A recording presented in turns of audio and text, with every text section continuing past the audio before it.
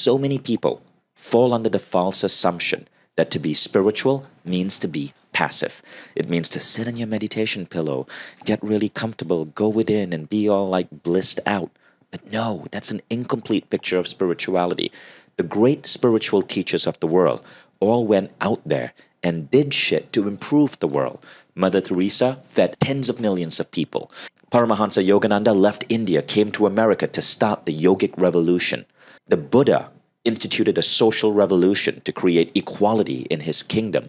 Jesus brought a frickin' bullwhip to a temple. Moses took his people and fled Egypt in the midst of an army chasing them. All of these spiritual teachers were fucking badasses. Because to be spiritual means that you're not just concerned with what is going on in your internal state.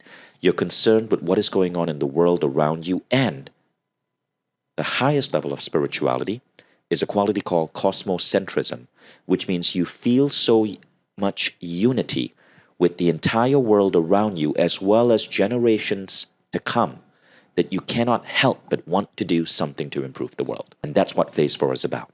It's about getting you off your blissful, juicy internal states and getting you focused on improving the world for generations to come.